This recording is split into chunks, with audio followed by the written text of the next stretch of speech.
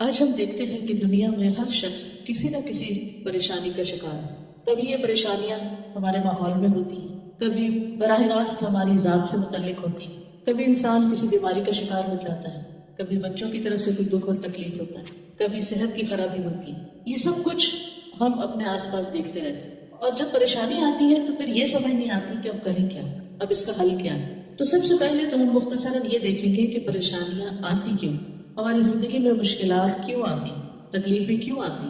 ہم سب یہ اچھی طرح جانتے ہیں کہ اللہ سبحانہ وتعالیٰ نے اس دنیا میں ہمیں آزمانے کے لیے بھیجا ہے، کہ ہمارا امتحان لیا جائے اس بات کا کہ ہم میں سے کون اچھے کام کرتا ہے۔ عام حالات میں ہم اچھے کام کرتے رہتے ہیں جتنا بھی ہمیں معلوم ہوتا ہے، لیکن جب ہمیں کوئی مشکل آتی ہے تو اس میں پھر دو طریقے ہوتے ہیں۔ یا تو ہم پہلے سے زیادہ اچھے ہو جاتے ہیں، اللہ سبحانہ وتعالیٰ کی طرف رجوع کرتے ہیں، اللہ سے دعائیں کرتے ہیں، صدقہ خیرات کرتے ہیں، نیک اعمال کرتے ہیں، ذکر اذکار کرتے ہیں، اور ہم اللہ تعالیٰ کے زیادہ قریب ہو جاتے ہیں، اور ایک طرح سے ہم اس امتحان میں کامیاب ہو جاتے ہیں۔ اور بعض اوقات ایسا بھی ہوتا ہے، بعض لوگ اللہ سے ناراض ہو جاتے ہیں اور جو کچھ کر رہے ہوتے ہیں وہ بھی چھوڑ دیتے ہیں اور وہ سیدھی راہ سے بہت دور نکل جاتے ہیں۔ تو ہمیں یہ یاد رکھنا چاہیے کہ یہ دنیا امتحان کے لیے ہے، اور اس میں انسان کا مختلف طریقوں سے امتحان ہوتا رہے گا۔ اللہ سبحانہ وتعالیٰ نے قرآن مجید میں خود بھی فرمایا وَلَنَبْلُوَنَّكُمْ بِشَيْءٍ مِّنَ الْخَوْفِ وَالْجُوعِ وَنَقْصٍ مِّنَ الْأَمْوَالِ وَالْأَنفُسِ وَالثَّمَرَاتِ وَبَشِّرِ الصَّابِرِينَ الَّذِينَ إِذَا أَصَابَتْهُم مُّصِيبَةٌ قَالُوا إِنَّا لِلَّهِ وَإِنَّا إِلَيْهِ رَاجِعُونَ أُولَٰئِكَ عَلَيْهِمْ صَلَوَاتٌ مِّن رَّبِّهِمْ وَرَحْمَةٌ وَأُولَٰئِكَ هُمُ الْمُهْتَدُونَ۔ ہم ضرور تمہیں آزمائیں گے، ساتھ کسی بھی چیز کے، خوف میں سے، بھوک میں سے، مال، جان، پھلوں کی کمی میں سے، اور خوشخبری دے دیجیے صبر کرنے والوں کو کہ جب ان پہ مصیبت آتی ہے تو وہ کہتے ہیں انا للہ و انا الیہ۔ ایسے لوگوں پر رب کی رحمتیں ہوتی، نوازشیں ہوتی، اور ایسے لوگ ہدایت یافتہ ہوتے ہیں، یعنی اپنے امتحان میں کامیاب ہو جاتے ہیں۔ تو پہلی بات تو یہ کہ یقینی طور پر تکلیفیں آئیں گی، ایک ختم نہیں ہوتی تو ایک اور آگے آ جاتی ہے، ایک امتحان سے انسان نکلتا ہے تو ایک دوسرا امتحان آ جاتا ہے۔ دوسری اہم بات یہ ہے کہ بعض اوقات تکلیفیں انسان کے اپنے ہاتھ کی کمائی کا نتیجہ ہوتی ہے۔ قرآن مجید میں آتا ہے وَمَا أَصَابَكُم مِّن مُّصِيبَةٍ فَبِمَا كَسَبَتْ أَيْدِيكُمْ وَيَعْفُو عَن كَثِيرٍ، اور جو بھی تمہیں کوئی مصیبت پہنچی تو اس کی وجہ یہ ہے جو تمہارے ہاتھوں نے کمایا، اور وہ بہت سی چیزوں سے درگزر کر جاتا ہے۔ تو بہت دفعہ ہم پر آنے والی کوئی مصیبت، کوئی تکلیف، کوئی دکھ، کوئی بیماری، کوئی غم ہمارے اپنے گناہوں کا نتیجہ ہوتا ہے، ہمارے اپنے اعمال کی وجہ سے ہوتا ہے۔ اب اس میں انسان کو پہچاننے کی ضرورت ہوتی ہے، کیونکہ عموماً جو تکلیف ہوتی ہے وہ عمل سے ملتی جلتی ہوتی ہے۔ مثلا اگر کوئی شخص والدین کا نافرمان ہوتا ہے، اپنے ماں باپ کی کیئر نہیں کرتا، خصوصاً ان کے بڑھاپے میں، تو پھر ایسی اولاد جب جوان ہوتی ہے تو اللہ سبحانہ وتعالیٰ دنیا میں ہی، اور خصوصاً جوان ہونے کے بعد جب وہ بڑھاپے کی عمر کو پہنچتی ہے تو ان کو ان کا بدلہ دنیا میں ہی دے دیتے ہیں، ان کی اولاد کی نافرمانی کی شکل میں۔ اور والدین کی فرما برداری اور والدین کے ساتھ حسن سلوک کا نتیجہ کیا ہوتا ہے کہ انسان کو دنیا میں اللہ سبحانہ وتعالیٰ اولاد کی طرف سے آنکھوں کی ٹھنڈک نصیب کرتا ہے۔ اسی طرح ہم دیکھتے ہیں کہ بعض بیماریاں، ان میں کیا ہوتا ہے، جسمانی بیماریاں، جیسے ہم اپنی جان پر خود ہی ظلم و زیادتی کرتے ہیں، ایسی چیزیں کھا لیتے ہیں یا پھر کوئی ایسے کام کرتے ہیں کہ جس کی وجہ سے ہمارا جسم بیمار پڑ جاتا ہے، تو ہمارے اپنے ہاتھوں کی کمائی۔ بعض اوقات یہ بھی ہوتا ہے کہ ہم کھانے پینے میں تو بہت احتیاط کرتے ہیں، لیکن کچھ اور ایسے اللہ کی نافرمانی کے کام کر رہے ہوتے ہیں، جیسے کمائی ہی حلال کی نہیں، اس کے اندر گڑبڑ ہے، یا پھر یہ کہ کسی کا حق مارا ہوا ہے، کسی پہ ظلم و زیادتی کی ہوئی ہے۔ ہمارے معاشرے میں کتنا عام ہے یہ کہ جب والدین موت ہو جاتے ہیں تو اولاد میں سے جو طاقتور ہوتا ہے وہ دوسرے بہن بھائیوں کا حق مار لیتا ہے، اس کو دبا کے بیٹھ جاتا ہے، ان کو حصہ نہیں دیتا، یا دیتا ہے تو صحیح طور پر انصاف کے ساتھ نہیں دیتا۔ گھر بھر میں یہ شکایتیں عام ہیں، اور ہم یہ نہیں سوچتے کہ یہ مال جو ہم نے کسی کے حق کا چھین کر زبردستی ہتھیار لیا ہے، یہ ہمارے اپنے لیے وبال جان ہو سکتا ہے۔ اسی طرح بعض اوقات کوئی ہمیں ہرٹ کرتا ہے، کسی کی بات ہمیں بہت بری لگ جاتی، ہم بھول چکے ہوتے ہیں کہ ہم نے بھی کسی کو ہرٹ کیا تھا کبھی اور اس سے سوری تک نہیں کیا۔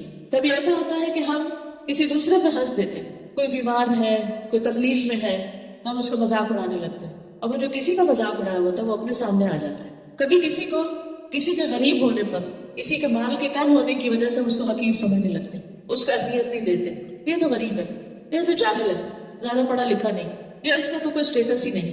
ایسے لوگوں کے لوگ دروازے بند کر دیتے ہیں، ان کو ریجیکٹ کر دیتے ہیں، ان کو اپنے رشتہ دار ہی نہیں مانتے، یہ کس قدر دکھ دینے والی تکلیف دینے والی باتیں ہوتی ہیں کہ اللہ سبحانہ و تعالیٰ بہت انصاف کرنے والا ہے. پھر ایسا ہوتا ہے کہ اللہ سبحانہ و تعالیٰ ہمارا واسطہ کسی ایسے سے ڈال دیتا ہے جو ہمارے ساتھ وہی سلوک کرتا ہے جو ہم نے کسی اور کے ساتھ کیا ہوتا ہے. تو جب بھی کوئی تکلیف آئے، جب بھی کوئی پریشانی ہو، اس وقت انسان کو یہ سوچنا چاہیے کہ یہ کیوں آئی.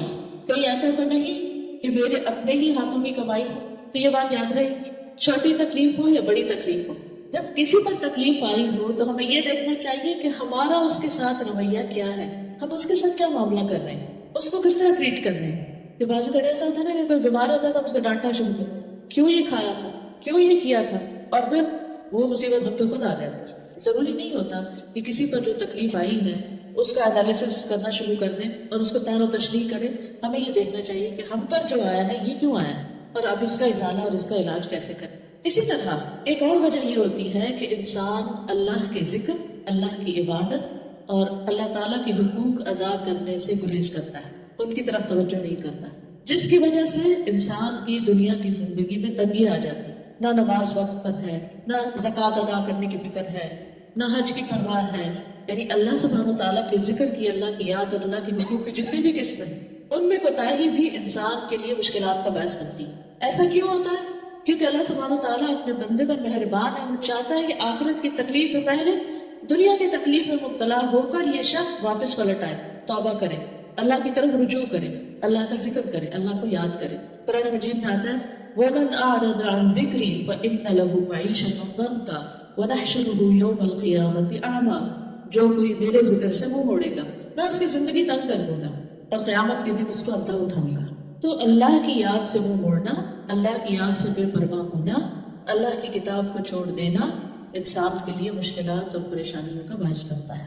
کیونکہ جب انسان اللہ کی یاد سے منہ موڑتا ہے تو اس کی وجہ سے شیطان اور برے ساتھی اس پہ مسلط ہو جاتے ہیں. ابھی آپ نے مغرب کی نماز میں جو تلاوت سنی ہوگی، کتنی خوبصورت تلاوت تھی کہ اللہ ولی الذین آمنوا یخرجہم من الظلمات الی النور. اللہ ایمان والوں کا دوست ہے، انہیں اندھیروں سے نکال کر روشنی کی طرف لاتا ہے. والذین کفروا اولیاءہم الطاغوت. اور وہ لوگ جنہوں نے کفر کیا ان کے دوست طاغوت ہیں، شیاطین ہیں. یخرجونہم من النور الی الظلمات، جو انہیں روشنی سے اندھیروں کی طرف لے جاتے ہیں، ہدایت سے گمراہی کی طرف لے جاتے ہیں. تو جو شخص اللہ کے ذکر سے منہ موڑتا ہے اللہ سبحانہ وتعالیٰ اس پر شیاطین کو مسلط کر دیتے ہیں. مَن یعش عن ذکر الرحمن نقیض له شیطانا فهو له قرین وانہم لیصدونہم عن السبیل ویحسبون انہم مہتدون. اور جو شخص رحمان کے ذکر سے آنکھیں بند کر لیتا ہے ہم اس پر ایک شیطان مسلط کر دیتے ہیں جو اس کا ساتھی بن جاتا ہے، اور بے شک وہ ضرور انہیں اصل راستے سے روکتے ہیں اور وہ سمجھتے ہیں کہ وہ سیدھی راہ پہ جا رہے ہیں. یہاں تک کہ جب وہ ہمارے پاس آئے گا تو کہے گا اے کاش میرے اور تیرے درمیان 2 مشرقوں کا فاصلہ ہوتا. بس وہ برا ساتھی ہے. اب دیکھیے کہ شیطان کے مسلط ہونے کی علامتیں کیا ہوتی ہیں کہ انسان کا نیکی کے کاموں میں دل نہیں لگتا، اس کا ذکر کی مجلسوں سے دل اچاٹ ہوتا ہے، قرآن پڑھنے کا دل نہیں کرتا، نماز میں دل نہیں لگتا، کوئی درس و تدریس کی مجلس ہو تو نہ جانے کا دل نہیں کرتا. اور یہ تو وہ شیطانی اثر ہوتا ہے کہ جو ہمیں نظر نہیں آتا، جو ویزیبل نہیں ہوتا. بعض اوقات ایسا بھی ہوتا ہے کہ واقعی جنات جو ہیں وہ انسانوں پہ مسلط ہو جاتے ہیں، خاص طور پر اگر طہارت کا اہتمام نہ کیا جائے، پاکیزگی کا خیال نہ کیا جائے، پروٹیکشن کے لیے اذکار وغیرہ نہ پڑے جائیں. کیونکہ جو ذکر ہوتا ہے اس کے بارے میں حدیث میں آتا ہے کہ جب انسان ذکر کرتا ہے تو ایک محفوظ قلعہ میں آ جاتا ہے، شیطان اس کی کوئی اثر نہیں کر سکتا. پھر آپ دیکھیں ہر گھر میں کوئی نہ کوئی ایسی کہانی ہے، کہیں اس کے رشتے دار میں، کبھی کہیں بچوں میں، کہیں بڑے میں، کہیں کیا ہے اس پر سایہ ہے، اس پہ جادو ہے، اس پہ نظر ہے، اس پہ جن ہے. یہ کیوں ہے؟ انہیں کیسے ضرورت ہوگی کہ آئے؟ اس کی وجہ کیا تھی؟ قرآن یہ بتاتا ہے جو رحمان کے ذکر سے غفلت برتتا ہے اس پر ہم شیطان مسلط کرتے ہیں اور وہ اس کا ساتھی بن جاتا ہے اور پیچھے پڑ جاتا ہے اس کا. اور ان سے بچنے کا طریقہ بھی کیا ہے پھر کہ ان سے انسان کیا کرے؟ اللہ کے ذکر سے مدد لے. پھر اسی طرح جب انسان اللہ کی عبادت سے روگردانی کرتا ہے تو انسان کی محتاجی اور فقر اس کے احساس میں اضافہ ہو جاتا ہے کہ میرے پاس کچھ نہیں ہوتے ہوئے بھی انسان کے اندر مالی محتاجی اور کمی کا خوف لاحق ہو جاتا ہے اس کو. ابو ہریرہ کہتے ہیں کہ رسول اللہ صلی اللہ علیہ وسلم نے فرمایا، اللہ تعالیٰ فرماتے ہیں، حدیث قدسی ہے، اے ابن آدم تم اپنے آپ کو میری عبادت کے لیے فارغ کر لو، میں تمہارے دل کو بے نیازی سے بھر دوں گا اور تمہارا فقر دور کروں گا، تمہاری محتاجی دور کروں گا. لیکن اگر تم ایسا نہیں کرو گے تو میں تمہارے دونوں ہاتھ کاموں میں مشغول کر دوں گا اور اس کے باوجود تمہارا فقر دور نہیں کروں گا. دو جابس کرنے کے باوجود، دن رات کام کرنے کے باوجود، قرضے ہے کہ اتر نہیں رہے، ضروریات ہے کہ پوری نہیں ہو رہی، ہر وقت ایک خوف اور بے چینی مسلط ہے سر پہ کہ کیا بنے گا، ہمارا کیا بنے گا، بچوں کا کیا بنے گا. اور اس کے پیچھے بھی وجہ کیا ہوتی ہے جو عام طور پر ہم جان نہیں پاتے کہ ہم اپنے فرائض میں، اپنی عبادات میں کمی کر رہے ہوتے ہیں. جب انسان اللہ کا حق دیتا ہے نا تو اللہ تعالیٰ اس بندے کے دل کے اندر ایک اطمینان اور ایک غنا پیدا کر دیتا ہے. تھوڑے میں بھی اس کے اطمینان نصیب ہو جاتا ہے اور اس کے لیے رزق کے دروازے بھی کھول دیتا ہے، کیونکہ ساری رزق کی کنجیاں اسی کے ہاتھ میں ہیں. وَلِلَّهِ خَزَائِنُ السَّمَاوَاتِ وَالْأَرْضِ، اللہ ہی کے پاس ہے، اللہ ہی کے لیے ہیں خزانے آسمان و زمین کے.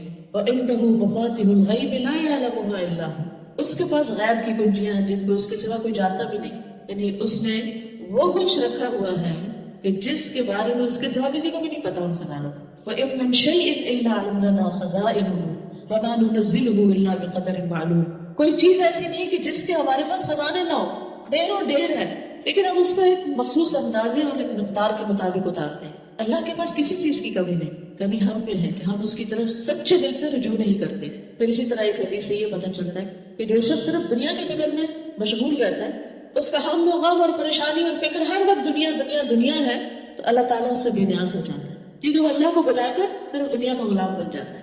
نبی صلی اللہ علیہ وسلم نے فرمایا جو اپنے غموں کو ایک ہی غم بنا لے، یعنی آخرت کا غم، آخرت کا فکر، تو اللہ تعالیٰ اس کے دنیا کے غموں سے اسے کافی ہو جائے گا.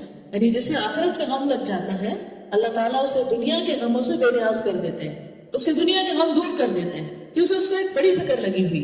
تو یہ چھوٹی چھوٹی چیزیں اس کو بادر نہیں کرتی. وہ کہتے کوئی بات نہیں، یہ چیز نہیں ہے، یہ ختم ہو گیا، سب کچھ ختم ہونے والا ہے، سب جانے والا ہے. فکر کرنی چاہیے وہاں کی کہ وہاں کچھ نہ ہوا تو کوئی دینے والا نہیں ہوگا پھر.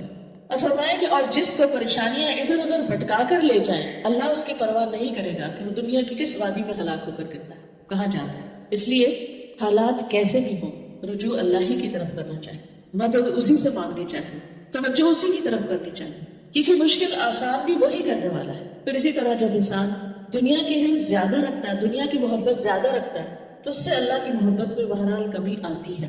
نبی صلی اللہ علیہ وسلم نے فرمایا قیامت قریب آ چکی ہے لیکن لوگوں میں دنیا کی حرص ہی بڑھے گی. یعنی جو زندگی بڑھتی جاتی ہے، انسان کی بڑھاپے کی طرف جاتا ہے تو دنیا کی حرص کم نہیں ہوتی.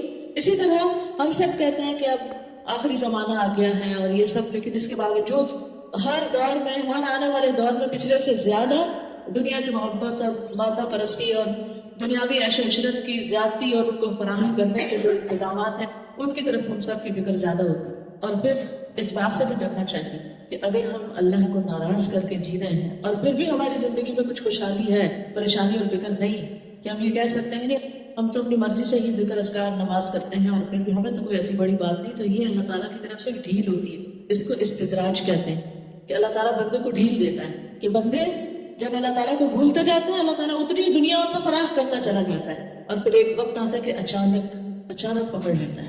اس لیے اگر نافرمانیوں کے باوجود رزق میں اضافہ ہو رہا ہے، اللہ سے دوری کے باوجود دنیا آسان ہو رہی ہے، تو اس کو بھی اپنے لیے خوش قسمتی کی علامت نہیں سمجھنا چاہیے، کیونکہ کسی وقت بھی پکڑ آ سکتی ہے، کیونکہ اللہ کی نافرمانی میں کوئی خیر نہیں، کوئی کامیابی نہیں. تو اصل میں پھر مشکلات کا حل، تکلیفوں سے نجات، یہ صرف اللہ کی طرف رجوع کرنے میں ہی ہے. تو پھر کرنا کیا چاہیے ہمیں؟ کوئی چھوٹا دکھ ہے یا بڑا دکھ، کوئی چھوٹی فکر ہے یا بڑی، کوئی پریشانی ہے، تو پہلی بات یہی ہے کہ اللہ سے اپنا تعلق مضبوط کرے، اللہ کو دوست بنا لے، اللہ کو اپنا ولی بنا لے، اللہ سے توبہ کرے، اللہ کی طرف رجوع کرے، کیونکہ اللہ سبحانہ و تعالیٰ کے پاس ہر مسئلے کا حل ہے.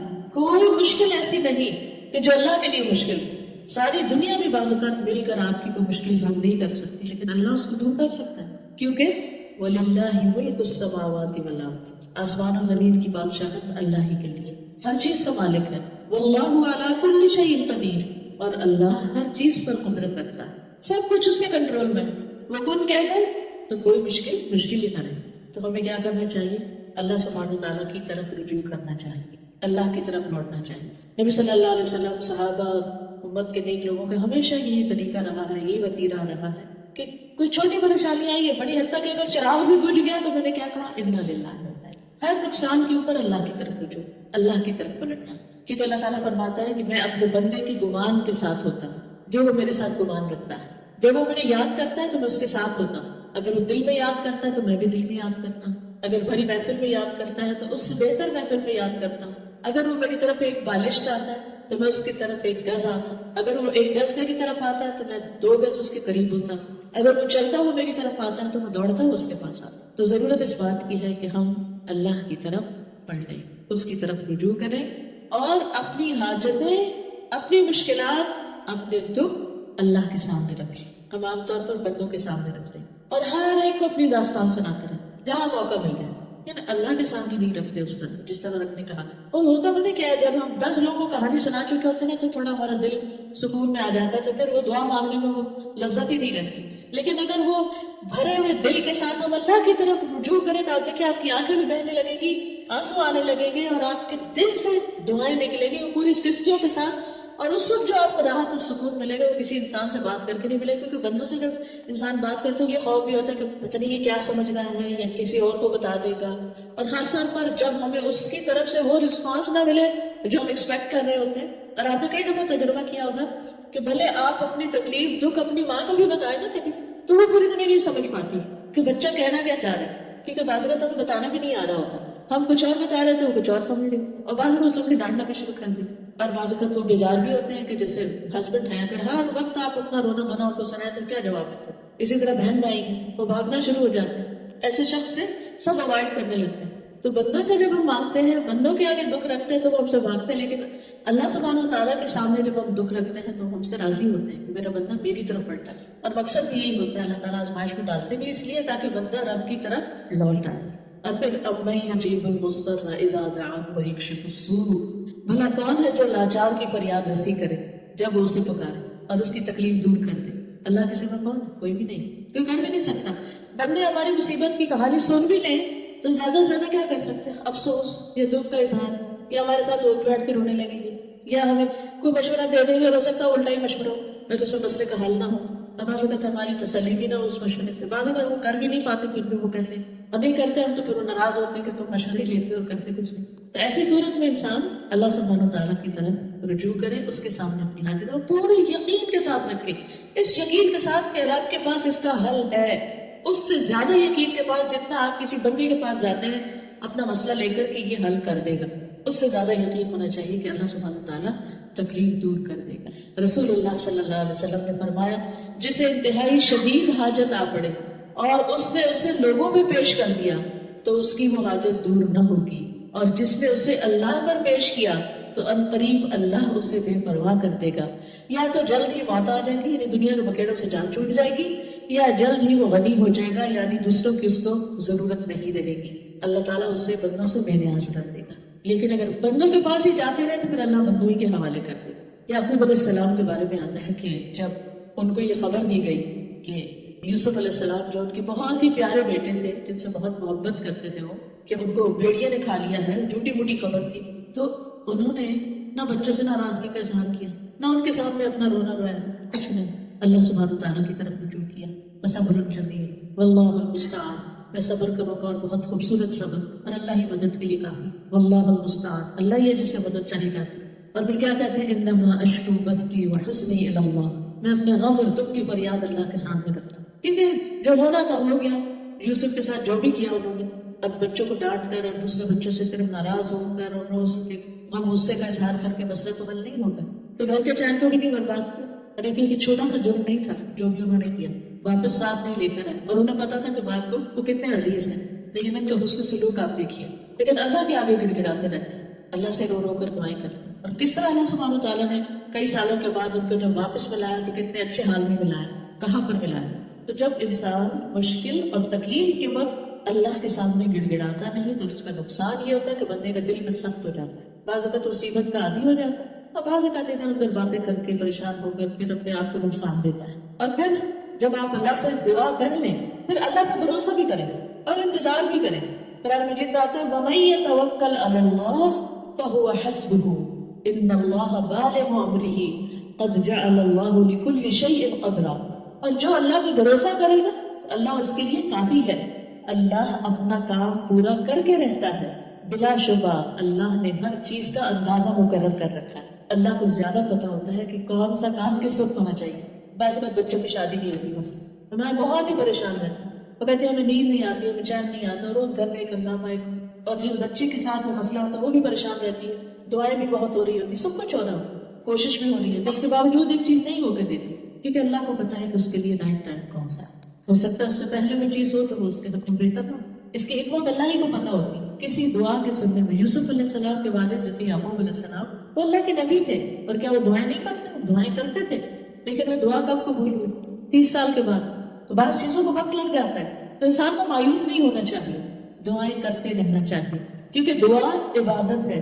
ہم دعا کی شکل میں اٹھتے بیٹھتے چلتے پھرتے کہ عبادت کر رہے ہوتے ہیں، اور یہ تو ایک حقیقت ہے نا، جتنا ہم دکھ میں اچھی طرح اللہ کو پکارتے ہیں، خوشی میں نہیں پکارتے، بھول ہی جاتے، تو اس کا ایک موقع سمجھیے اللہ کے قریب ہونے کا۔ پھر اسی طرح دوسری چیز، دوسرا کام جو کرنے کا ہے وہ ہے نمازوں کی حفاظت۔ نبی صلی اللہ علیہ وسلم پر جب کوئی تکلیف پریشانی آتی سب سے پہلے اللہ کی طرف رجوع کرتے، کس شکل میں؟ نماز کی شکل، نماز کے لیے دوڑتے۔ کوئی بھی مشکل ہو، کوئی فوت ہو جائے، کوئی بیماری آ جائے، کوئی پریشانی آ جائے، نفل پڑھے، اللہ سے دعا کرے۔ اور پھر خاص طور پر فرض نمازوں کی حفاظت، فرض نمازوں کی حفاظت۔ اب دیکھیے کہ بعض لوگ جان بوجھ کے دیر سے اٹھتے ہیں، خاص طور پر صبر میں 7 بجے کا الارم لگا ہوا، چاہے سورج 6 بجے نکل آیا، یعنی ہم نے تو اپنی نیند پوری کرنی، اٹھ کے قضا پڑھنے کی۔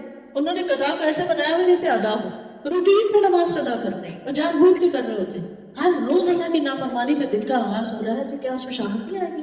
اگر آپ کا بچہ ہر روز اسکول لیٹ جائے، ہر روز لیٹ جائے اور ایک پورا پیریڈ قضا کر دے ہر روز، تو کوئی پوچھے گا نہیں، اس کا کوئی نقصان نہیں ہوگا؟ آپ نہیں وہ لے لے کے کام اور گھر میں شام کو کر لے گا، نہیں، ہر کام کا ایک وقت ہوتا ہے، اور اگر وہ کام اس وقت پر نہ کیا جائے اس کے وہ نتائج نہیں نکلتے۔ تو دن کا آغاز اللہ کے ذکر سے۔ رسول اللہ صلی اللہ علیہ وسلم نے فرمایا جب تم میں سے کوئی سو جاتا ہے تو شیطان اس کے سر کے پچھلے حصے پر 3 گرے لگاتا۔ ابھی کس قسم کے تھے ہمیں نہیں پتا، لیکن بہرحال کیونکہ اللہ کے رسول صلی اللہ علیہ وسلم نے فرمایا تو یہ بالکل سچ ہی ہے۔ اور پھر ہر گرہ پر تھپکی دیتا ہے، تم پر ایک بہت لمبی رات ہے، سو جاؤ سو جاؤ، یعنی انسان جب اٹھنے کی کوشش بھی کرتا ہے تو پھر تھپکا دیتا ہے، پھر نیند آ جاتی ہے۔ لیکن جب انسان صبح کے وقت اٹھ جاتا ہے، اٹھ کر اللہ کا ذکر کرتا ہے، دعا پڑھتا ہے، الحمدللہ الذی احیانا بعد ما اماتنا والیہ النشور، ایک گرہ کھل جاتی ہے۔ وضو کرتا ہے دوسری گرہ کھل جاتی ہے، نماز پڑھتا ہے ساری گرہیں کھل جاتی ہیں، اور انسان حشاش بشاش ہو کر دن کا آغاز کرتا ہے، ورنہ اس کی صبح نفس کی خباثت اور سستی کے ساتھ ہوتی ہے۔ آدھا دن تو وہ سستی دور کرنے میں گزر جاتا ہے، وہ کیا پروڈکٹیو، وہ کیا کام کرے گا جس کا آدھا دن دماغ ہی حاضر نہیں ہے۔ کیونکہ جتنا انسان لیٹ اٹھتا ہے نا تو اتنا ہی پھر اس کو صحیح معنوں میں اس کا دماغ جاگنے میں اور اس کو کام میں آنے میں ٹائم لگتا ہے۔ تو اگر آپ ارلی جاگتے ہیں نا تو پھر صبح کے اول بابرکت وقت ہوتا ہے، اس میں آپ کا دماغ زیادہ بہتر کام کرنا ہوتا ہے، اور آپ جب جلدی کام شروع کرتے ہیں تو اس میں برکت ہوتی ہے اس وقت میں، اور کام جلدی مکمل بھی ہو جاتا ہے۔ پھر اسی طرح جب انسان نماز پڑھتا ہے تو اس سے اللہ کی رحمت ملتی ہے انسان۔ قرآن پاک میں آتا ہے وَأَقِيمُوا الصَّلَاةَ وَآتُوا الزَّكَاةَ وَأَطِيعُوا الرَّسُولَ لَعَلَّكُمْ تُرْحَمُونَ، نماز قائم کرو، زکوٰۃ ادا کرو اور رسول کا حکم مانو تاکہ تم رحم کیے جاؤ، تم پہ رحمت ہو۔ تو نماز کی ادائیگی اللہ سبحانہ وتعالیٰ کی رحمت حاصل کرنے کا ذریعہ ہے۔ رسول اللہ صلی اللہ علیہ وسلم نے فرمایا جب تم میں سے کوئی آدمی نماز کے لیے کھڑا ہوتا ہے تو رحمت الہی اس کی طرف متوجہ ہو جاتی ہے، یعنی اللہ سبحانہ وتعالیٰ اس بندے کی طرف توجہ فرماتے ہیں۔ جب انسان نمازوں کی حفاظت کرتا ہے تو اسے اللہ کی حفاظت ملتی ہے۔ نبی صلی اللہ علیہ وسلم نے فرمایا احفظ اللہ یحفظک، احفظ اللہ تجدہ تجاہک، اللہ کی حفاظت کرو، مطلب کیا کہ اللہ کے احکام کی حفاظت کرو، اللہ تمہاری حفاظت کرو، اللہ کی حفاظت کرو، یعنی اللہ تعالیٰ کے احکامات مانو تو اسے اپنے سامنے پاؤ، یعنی مدد جلدی آئے گی۔ نبی صلی اللہ علیہ وسلم نے فرمایا جان بوجھ کے نماز نہ چھوڑا کرو، اس لیے کہ جو شخص جان بوجھ کے نماز چھوڑتا ہے اس سے اللہ کی ذمہ داری ختم ہو جاتی ہے۔ شیطان اس پہ آ کے حملہ کرے، کوئی اور بلا اس پہ آ کے حملہ کرے، وہ جانے اور اس کا کام جانے۔ تو خصوصاً فجر کی نماز پڑھنے والا دن بھر اللہ کی حفاظت میں رہتا ہے، شر سے بچا رہتا ہے۔ حدیث میں آتا ہے، ابن ماجہ کی روایت ہے، جس آدمی نے صبح کی نماز پڑھی ہے وہ اللہ کی ذمہ داری میں ہے۔ پھر اسی طرح نوافل کی کثرت جو ہے اس سے اللہ کی مدد آتی ہے، فرض نمازوں کے علاوہ، فرض نمازوں کے ساتھ بھی، اور اس کے علاوہ جیسے تہجد کے نوافل ہیں یا اشراق اور چاشت کے نوافل ہیں، یہ انسان کے لیے دن بھر کی ساری ضروریات کے لیے کافی ہو جاتے ہیں۔ حدیث میں آتا ہے اللہ تعالیٰ فرماتے ہیں اے ابن آدم تو دن کے پہلے حصے میں میری رضا کے لیے 4 رکعتیں پڑھ لے، میں اس دن کے آخری حصے تک تیری کفایت کروں گا، تیری ضروریات پوری کروں گا۔ اور دن کا پہلا حصہ کون سا ہے؟ جب سورج نکلنے کے 15 منٹ بعد سے لے کر زوال سے 15 منٹ پہلے تک، یعنی ظہر کی نماز سے 15 منٹ پہلے تک، اس دوران میں انسان اگر یہ 4 رکعتیں پڑھ لیتا ہے، 4 نہیں بھی تو 2 بھی پڑھ لیتا ہے تو اس کے 360 جوڑوں کا صدقہ ہو جاتا ہے. اور اس میں آپ تجربہ کر کے دیکھ لیجیے. اس نیت اور یقین کے ساتھ آپ پڑھیے تو یہ جوڑوں کے درد اور تکلیف وغیرہ ہیں ان سے نجات ہو جائے گی. کہ جب میں نے اس حدیث کو پڑھا تو میں نے اسے کہتے کہ میں نے بھی کبھی پڑھا تھا جب جوڑوں ووڑوں کے درد نہیں تھے، لیکن جب عمر کے سلسلے میں پہنچے اور دوبارہ اس کو پڑھا تو یوں لگا جیسے بہت بڑا خزانہ آتا ہے. اشراق کی بات کریں، اشراق پر اگر ذرا دیر سے پڑھے تو چاشت کہتے ہیں اس کو. جب شروع میں پڑھ لیں یعنی سورج نکلنے کے 15 منٹ بعد اگر ہم پڑھ رہے ہیں تو وہ اشراق، شروع کا مطلب ہوتا ہے سورج نکل آئے اس کے بعد. تو آپ دیکھیے کہ جو شخص تہجد پڑھ رہا ہے، پھر اس کے بعد فجر پڑھ رہا ہے، پھر اس کے بعد اشراق پڑھ رہا ہے، تو کتنی اس کی ایکسرسائز ہو چکی ہے سارے چھوڑوں کی، اور کتنا ایکٹیو ہو چکا ہے. اور اس کے بعد دن بھر اپنے کام کے لیے، پھر اس کے بعد ظہر کی نماز، پھر کام، پھر نماز، پھر کام، پھر نماز، پھر کام، پھر نماز، پھر جا کے سو جائے. کتنی ایکٹیو لائف ہے یہ. بہت سی تکلیفوں سے انسان ویسے ہی بچ جاتا ہے اور اللہ کی مدد بھی آتی ہے. تیسری چیز ہے حفاظت کی دعائیں پڑھنا. یعنی نمازوں کے علاوہ ذکر اذکار، اور ذکر اذکار میں بھی حفاظت کی دعائیں، کیونکہ اذکار جو ہیں یہ انسان کو جن و انس کے شر سے محفوظ رکھتے ہیں. ابن کثیر رحمۃ اللہ علیہ کہتے ہیں تم اذکار کی چادر اوڑھ لو، وہ تمہیں انس و جن کے شر سے بچائے گی، اور اپنی روح یعنی اندر کا جو روح ہے، ہمارے دل اور اندر کے جذبات جو ہیں ان کو استغفار کی موٹی چادر اوڑھا دو. یہ چادر تمہیں دن اور رات کے گناہوں سے بچائے گی. ان کا جو شر آنے والا ہے نا گناہ کے بعد، تو جب انسان استغفار کر لیتا تو وہ بلا ٹل جاتی ہے. ٹھیک ہے، آپ دیکھیں کہ گناہ کیا ہے، ایسے ہی جیسے اپنے لیے کانٹے بونا، تو جو کانٹا بوئے گا وہ اس کو کاٹے گے بھی، وہ کانٹے چبھیں گے بھی. تو جب استغفار انسان کرتا ہے تو وہ شر دور ہوتا چلا جاتا ہے، واپس پلٹتا جاتا ہے. ابن القیم رحمہ اللہ کہتے ہیں صبح و شام کے اذکار زرہ کے قائم مقام ہے. پہلے زمانے میں جو جنگی ہوتی تھی نا تو لوہے کا لباس پہن لیتے تھے تو کوئی تلوار تیر اثر نہیں کرتا تھا. تو وہ کہتے ہیں کہ یہ زرہ کے قائم مقام ہے. یہ زرہ موٹی ہوگی ویسے ویسے اس کو پہننے والا متاثر نہیں ہوگا. یعنی جتنا ہی پابندی کرو گے، جتنے اچھے سے وہ دعائیں پڑھو گے، اتنی ہی تمہاری زرہ زیادہ مضبوط ہوگی. بلکہ زرہ کی طاقت یہاں تک پہنچ جائے گی کہ تیر واپس لوٹے گا اور اسی کو جا کر لگے گا جس نے تیر چلایا. صبح شام کے اذکار، یعنی چاہے نظر کا تیر ہو یا پھر جادو کا یا جن کا یا کسی بھی طرح کا، کیونکہ نظر صرف انسانوں کی نہیں لگتی، جنات کی بھی لگتی ہے. تو اس سے پروٹیکشن کس طرح ہو؟ اس صبح شام کے اذکار سے. بلٹ پروف جیکٹ ہے، بالکل بلٹ پروف جیکٹ کی طرح، کہ کوئی گولی مارے تو لگے گی نہیں، اثر نہیں ہوا. یہ صبح شام کے لیے اذکار. چاہے جیسے پیریڈز میں نماز نہیں پڑھتے تو اذکار آپ پڑھ سکتے ہیں پھر بھی. اور یہ ان اذکار کے پڑھنے کا وقت سورج نکلنے سے پہلے کا ہے، یعنی فجر کی نماز کے بعد سے سورج نکلنے سے پہلے تک کا وقت جو ہے یہ حفاظت کا ہے. بعد میں وہ صرف ذکر رہ جاتے ہیں. اسی طرح شام کے وقت مغرب کی اذان سے پہلے تک، غروب سے پہلے تک، عصر اور مغرب کے بیچ میں پڑھنے کا ٹائم. مغرب کے بعد اگر کوئی پڑھتا ہے تو پھر صرف ذکر رہ جاتا ہے. پروٹیکشن کے لیے ضروری ہے کہ بکرتم و عشیہ پڑھا جائے. ابن عثیمین کہتے ہیں صبح شام کے اذکار حفاظت کرنے میں لوگوں کے لیے یاجوج ماجوج کی دیوار سے بھی زیادہ مضبوط ہے، جو ان کو حضور قلب کے ساتھ پڑھتے ہیں. تو کسی نے ان کو زراعت سے تشبیہ دی، کسی نے یاجوج ماجوج کی دیوار سے، اور کسی نے ان کو موٹی چادر سے. تو بہرحال مطلب یہ ہے کہ جو شخص یہ صبح شام کی دعائیں پڑھے گا وہ مصیبتوں سے حفاظت میں رہے گا. خصوصاً یہ دعا بسم اللہ الذی لا یضر مع اسمہ شیء فی الارض ولا فی السماء وهو السمیع العلیم. 3 دفعہ صبح اور 3 دفعہ شام. عثمان بن عفان کہتے ہیں کہ میں نے رسول اللہ صلی اللہ علیہ وسلم سے سنا، آپ فرماتے تھے جس نے شام کو 3 بار یہ دعا پڑھ لی اسے صبح تک کوئی مصیبت اچانک نہیں آئے گی، اور جس نے صبح کے وقت یہ پڑھ لی اسے شام تک کوئی اچانک مصیبت نہیں آئے گی. راوی کہتے ہیں کہ اس حدیث کی روایت کرنے والے ابان کو فالج ہو گیا. تو جن کو وہ حدیث سنا رہے تھے وہ حیرانی سے دیکھ رہے تھے کہ آپ مجھے تو یہ سنا رہے ہیں تو آپ کو کیسے فالج ہو گیا. تو انہوں نے کہا کہ مجھے کیا دیکھتے ہو، اللہ کی قسم میں نے عثمان رضی اللہ عنہ پر جھوٹ نہیں بولا، اور عثمان رضی اللہ عنہ نے نبی صلی اللہ علیہ وسلم پر جھوٹ نہیں بولا. یعنی روایت بالکل سچی ہے. لیکن جس تک مجھے یہ فالج ہوا اس دن میں غصے میں تھا اور یہ کلمات پڑھنا بھول گیا تھا. بعض وقت ایسا ہوتا ہے نا کہ صبح کے وقت بہت جلدی جلدی میں کام ہوتے ہیں اور ہم بچوں کو بھی ڈانٹ رہے ہوتے ہیں، جلدی اٹھا رہے ہوتے ہیں نماز کے لیے، ان کو بھی بار بار اٹھا کے اپنے اذکار کا وقت نکل جاتا ہے. تو ان کے ساتھ بھی کچھ ایسا ہوا کہ وہ ان کے ذہن سے نکل گیا. اسی طرح ابو ہریرہ کہتے ہیں کہ ایک آدمی نے نبی صلی اللہ علیہ وسلم کی خدمت حاضر ہو کر عرض کیا، اے اللہ کے رسول مجھے رات بچھو نے کاٹ لیا تھا. آپ نے فرمایا اگر تم شام کے وقت اعوذ بکلمات اللہ التامات من شر ما خلق پڑھ لیتے تو تمہیں یہ تکلیف نہ پہنچاتا. اور یہ دعا جو ہے جب بھی کسی نئے علاقے میں جائیں، کسی نئے شہر میں جائیں، جنگل میں جائیں، جیسے آپ سفر میں واک کرتے ہیں، کسی ٹرین پر گزر رہے ہوتے ہیں یا تو پڑھ کے اس پہ اتریے. یہ دن کو بھی پڑھ سکتے ہیں. پھر اسی طرح نبی صلی اللہ علیہ وسلم نے فرمایا جو شخص دن میں 100 مرتبہ یہ دعا پڑھے گا لا الہ الا اللہ وحدہ لا شریک لہ لہ الملک و لہ الحمد وہو علی کل شیء قدیر، تو اسے 10 غلام آزاد کرنے کے برابر ثواب ملے گا. 100 نیکیاں اس کے نامہ اعمال میں لکھی جائیں گی، 100 برائیاں اس سے مٹا دی جائیں گی. اس روز دن بھر یہ دعا شیطان سے اس کی حفاظت کرتی رہے.